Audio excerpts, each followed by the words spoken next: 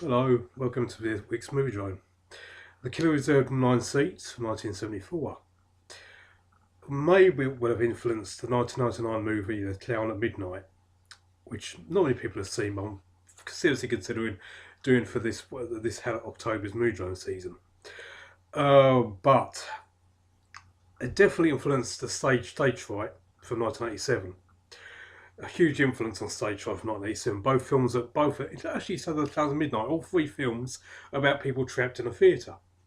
All three films have giallo influences to them. Oh well, giallo. Obviously, the Killer Reserve Nazis is a giallo anyway. The other two are.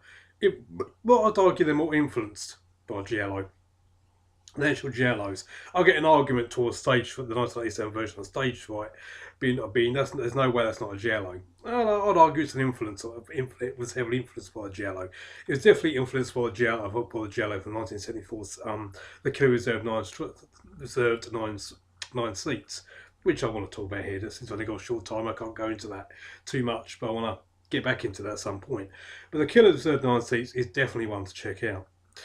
100%. It's just the YouTube version is shit quality. And it might be a good reason why the film doesn't get the strong opinion it should have towards either love or hate. There's no reason for this film not to be known. Why it's not known, it's anybody's guess. I only literally found out about it a few weeks ago. I was going to do it for last week's Mood Drone, but what Burt Reynolds passed away, and I had to do that instead, which is fine. I mean, I got to see a good film last week there anyway, which I always wanted to see. But the Killer Reserve 9 Street Seats is a really impressive giallo with not much in the way of actual giallo.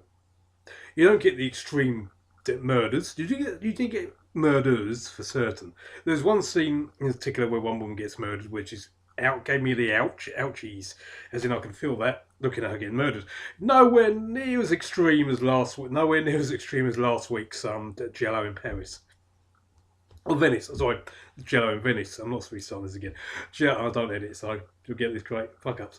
Jello in Venice. She got last week. You won't get that, unfortunately, here, but you do get, which, or fortunately, in a lot of cases, when it comes to Jello, hardcore Jello. But you do get impressive sceneries. You do get impressive cinematography. You do get impressive. I'm not going to say impressive dialogue, but you do get. No, the acting's not horrible.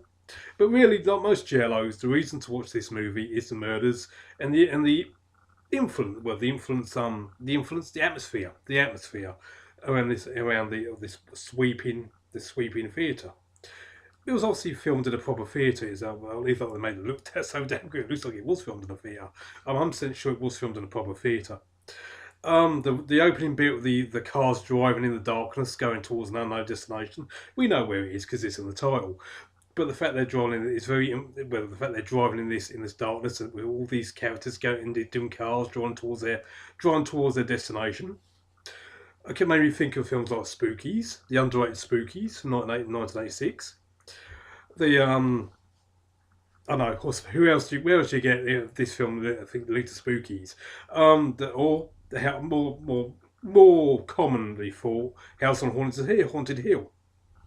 Neither film has got absolutely nothing to do with the Killer Reserve 9 seats, but it definitely gave me the influence while I was watching this film. The opening sequence definitely gave me the influence of them.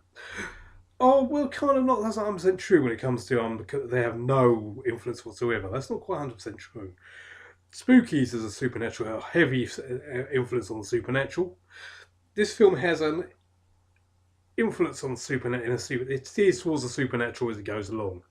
Not really a spoiler because it takes its time getting there, but there is a supernatural influence, which is cleverly done. I personally liked the way it was done. Some people are going to be confused the hell out of it, with actually what's going on. Personally, I love the whole idea of the whole build up towards this supernatural influence. They're basically, as with all the best giallos, there's a killer going around killing the rest of the cast one by one, and of course he or she wears a black glove. Wears black glove. Been a few weeks, but I do remember it had very Jello influences towards every other Jello you can think of. People normally think the Jellos are starting to get samey by now. 1974, I suppose they're starting to get a bit more samey. I disagree with that. I don't think the films really went into really start getting really samey towards each other until the 80s. which is probably why the stage fright was considered the last movie in the giallo series. Well, the proper giallo. I mean, there's been lots of giallo since. There've been lots of giallo that heavily influences on. Have been heavily influenced by the early giallo since. But for the best giallo, I would stick with the 80s downwards. Anything else after that is it's okay, but I've never seen a giallo that's really blew me away. And whatever you do, do not watch Aimer as a giallo. I know Aimer gets a lot of praise in the from Monday compilists. I'm not one of them. I thought the film sucked. I saw it the other night. Stick with classics like the Killer Reserve 9 Seats. You can find the Killer Reserve 9 Seats on YouTube. Unfortunately, it's not in English. There's no subtitles, and the film is fucking horrible. The pitch quality is fucking horrible.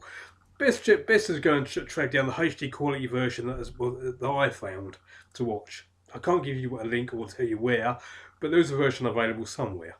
That's all I can tell you. Well worth tracking down. The trailer, at least if I can find it. Hopefully the trailer is below. I didn't get a chance to do the search before I start this video. But hopefully the trailer is below. I will put the link for the terrible quality version just in case you want to check that out. But I do think that this film really needs to be seen in the best quality possible. Normally when I say something, sometimes it's good to just get a chance to see the film. I agree with that. At least I'm getting to see the film. But in this case, this film really does need to have decent quality to really get the impact of what's going on. If you're watching it, you're going to lose an awful lot watching it in a really bad quality, especially the quality of the YouTube versions in. You're going to miss so much, and you'll probably think I'm insane for liking this movie. Go check out the movie when you found a really decent quality. Until then, give the YouTube version a wide berth away. Push it away and go looking for a decent version. Much like last week's Giallo in Venice. No one, perfect picture quality, but terrible picture. But terrible picture in most prints these days. Unless you know where to look. But as for now, Moviedrone highly recommends the Killer Reserve 9 Seats. Especially if you like going to the theatre. Just don't go to an abandoned one. You don't know who's going to be lurking in the dark or around the next corner.